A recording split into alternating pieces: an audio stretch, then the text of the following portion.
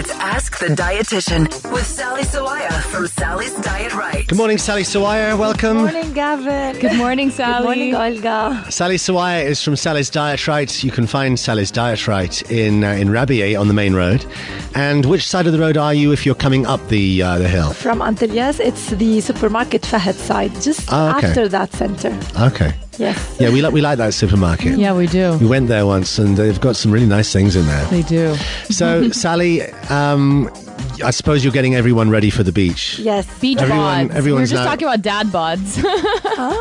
Yeah, so is your body ready for the beach? I think you are. Almost, yes. Good. Although they say all bodies are beach bodies, and it's not a Exactly. nice way to talk about it. There was a funny meme, and it said it was this guy with like a little bit of a belly saying something like, "I'm sorry, but the beach body is not going to be this year; it's going to be next year." But it was said in a funny way. I can't remember how they did it. Yeah, I'm just saying, each year my body is never ready. Anyway, so let's do your top 5 things. What is it this morning? Inspired by one of the questions from last time. It's 5 steps to get rid of stubborn fat. Oh God, yes. Yeah, because some people have the last 2 to 3 kilos, especially there at the belly area. They want to remove it. They can't remove it. It's very frustrating. 2 kilos for the ideal body weight. So let's go through this top 5 thing this morning. It's how to get rid of stubborn fat. Number 5. Avoid crash dieting, because people, when they get desperate, they go for crash dieting. No. It means very low calories, less than 1,200 calories, which That's what everybody does. it backfires, because your body will work against you. It will conserve the energy and fat. It will never burn it off. And you start losing muscle. And when you lose muscle, your metabolism goes down. So again, this is it's not a good idea to go very low in calories. Okay, so no crash diets. Yeah. Number 4.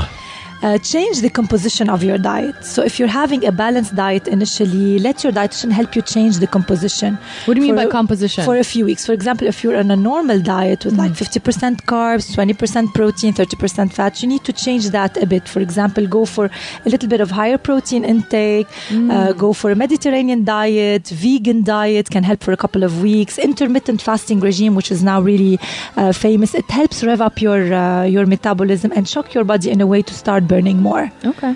How to get rid of stubborn fat. Number 3. Change your exercise routine. You need to incorporate more strength training, Or for start example. exercising. Definitely, you should be on an exercise program. But you need to vary it, because sometimes your muscle gets used to the normal routine that you're doing. So you need to change it a bit. More strength training, because your body burns even calories at rest after strength training. Yeah, Patrick Bajan is always on about weights. Yes. Even girls, they need to do weights. They need to, just to keep their metabolism working. Stubborn fat. How to get rid of it. Number 2. Drink more water, because your body needs water to process those calories. So even if you are mildly dehydrated, your metabolism goes down. So there's one study that's done that people had the same number of calories. People drank 8 glasses. The other group drank 4 glasses. Those who drank 8 glasses burned more and lost more weight. Interesting. Plus, Yes. I guess it fills you up. Exactly. Yeah. Yes. And how to get rid of that stubborn fat. Number 1 on your top 5 things. Add some foods to your diet. For example, red chili pepper. It helps boost your metabolism temporarily. Green tea. Again, research shows that having 2 to 4 cups can actually, again, burn 17% more calories. Eating eggs for breakfast has been shown to help in satiety as well as rev up your metabolism. Snacking between meals also can boost your weight loss. So just some tactics. Okay, sounds good. So you green so much, tea is Sally. healthy. Yes, it is. Sally Sawaya is from Sally's Diet Right. If you have a question for her, we'd love to hear from you this morning. Our WhatsApp number 03-887-000. What would you like to ask Sally Sawaya from Sally's Diet Right this morning? It's Radio 1, 8:48. Sally Sawaya in the studio this morning from Sally's Diet Right. If you have a question, our WhatsApp number 03-887-000. So we actually got 3 messages about intermittent fasting. People are asking if it's beneficial. What do you think about it? So can you just give us a little bit more information about intermittent fasting? What is it? Yeah, it's like there are many forms of intermittent fasting. It means that you pass by periods of fasting followed by periods where you eat food. For example, one day you eat normal food, the second day you eat 600 calories. This is one form. Another form is the 16-8, is where you fast for 16 hours and you eat for 8 hours. But this is a bit tough in our social life, because you have to stay for 16 hours without eating, so your dinner will be very early. Can it be any 16 hours, or yes, it has to be any 16 hours? Okay. So including your sleep hours. But it includes a chunk of your day, a big chunk of your day. Sometimes you eat only between 12 and 8, for example. Then 8 to 12 the next day you don't eat. So it's not easy to abide by. There's another form that's 5 to 5 days you eat normal, 2 days fasting days. So it really, studies show that it really boosts your metabolism. It shocks your body in a way that it starts burning again. It is effective in weight loss, but not everybody can really abide by it, especially if you are on a fasting day and you want to exercise, for example. You may not have enough energy to exercise, so it has some side effects, irritability, headaches. But for people who can follow it, it is effective. But is fasting good for your stomach?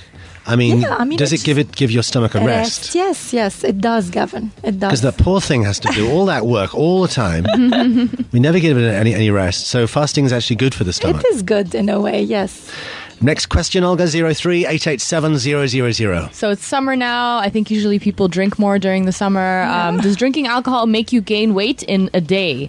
So does it give you, it gives you weight gain immediately? No, it doesn't give you weight gain immediately. Actually, it has a dehydrating effect on your body. So actually lose water when you drink alcohol. That's why you need to replenish a lot of water. You need to drink more water.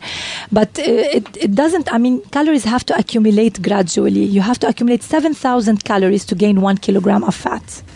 So it doesn't, if you had a drink that's 150 or 160 calories, it doesn't make a difference on that day, So it has to be cumulative. Doesn't it take 3 days for fat to form from what you've been eating? At least 3 days, Gavin, yes. Some people think that if they have dinner, they gain weight the second day. It's not. It's actually the weight of the food and it's how much you retain water. Yes, and how much you retain water. So if you have a lot of carbs, you retain more water. And have a lot of salt, you retain more water. So it looks like the number on the scale goes up. But actually, it needs 3 to 4 days or more to form a kilo of fat. 03-887-000. So somebody says, good morning. Question for Sally. What's your opinion on the keto diet? Yeah, the keto diet is really fashionable now. It's actually a high-fat diet. 70% of your calories come from fat. It's moderate in proteins, but very restricted in carbs. It means you don't have any source of grains, no fruits. You take your carbs only from vegetables. So it's kind of restrictive. It eliminates food groups, so no grains, no fruits. So it eliminates with it some vitamins and minerals. That's why it can also cause some constipation. It can cause a high triglyceride, high cholesterol. It can cause irritability, acetone breath. So it has some side effects, but it has shown good results in people with epilepsy, for example, or people with degenerative diseases, ovarian cancer. It showed good results. But for the general population, it's still not really very well recommended because it's very restrictive. And still, the balanced diet is the number one that we can recommend for everybody. Can it hurt your liver if you have a high protein diet? It's moderate in protein, this one, Gavin, but it's high in fat. So if you choose your fat from animal sources, yes, it will harm your liver, definitely. But you have to choose the good fats, like those in avocados, seeds, nuts, olive oil, fatty fish.